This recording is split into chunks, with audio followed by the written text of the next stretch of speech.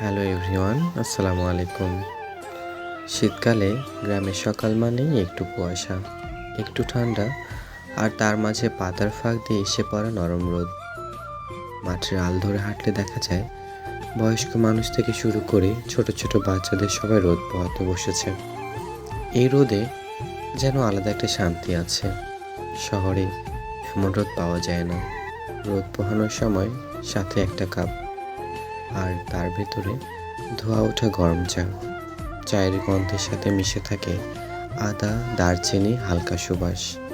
গ্রামের চায়ের মজাই অন্যরকম। এটা শুধু চা নয়, এটা একটা মুহূর্ত, একটা অনুভূতি। সকালে বের হলেই দেখা যায় উঠোনে হাঁস মুরগি হাঁটা চলা, বাঁশের খুঁটির পাশে গরু বাঁধা, তাদের খড় খাওয়ার শব্দ যেন পুরো উঠোনটা একটা জীবন্ত খামার। এই প্রাণীগুলোই গ্রামের মানুষের জীবন জীবিকার অংশ।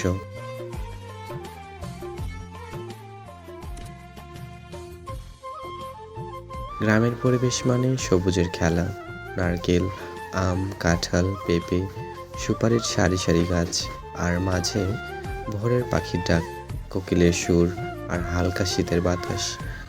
দূরে দেখা যায় চাষের জমি, আর মানুষজন কাজের প্রস্তুতি নিচ্ছে। শান্ত, পরিচ্ছন্ন আর ভেজাল মুক্ত এই পরিবেশে দিনের শুরুটাই অন্যরকম।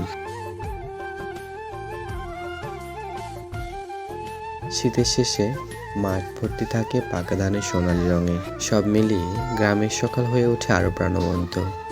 ধানের গন্ধে মাটির যে সৌরভ থাকে তা শহরে পাওয়া অসম্ভব।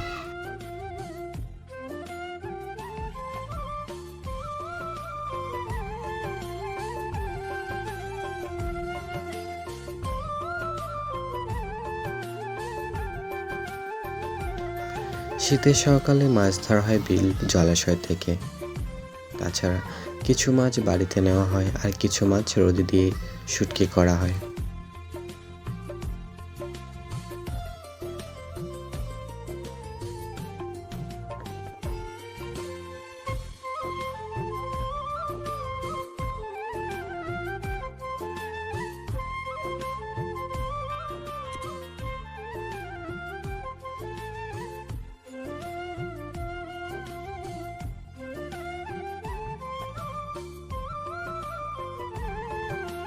গ্রামের সকাল মানেই ভেজাল মুক্ত টাটকা খাবার।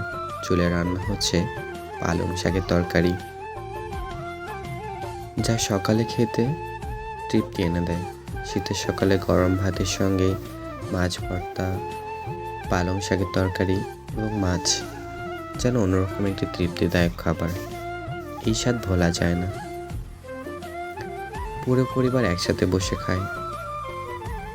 খাওয়ার টেবিলে রাগ নেই, তাড়া নেই, শুধু হাসি, গল্প আর তৃপ্তি। এমনই হলো গ্রামের শীতের সকাল, যেখানে নেই শহরের কোনো কোলাহল, নেই ভেজাল, নেই দৌড়ঝাঁপ। আছে শুধু প্রকৃতির শান্তি, মানুষের সরল জীবন, আর পূর্ণতায় ভরা এক একটি সকাল। গ্রাম মানে আমাদের শিকড়, আমাদের আসল ঘর। ধন্যবাদ।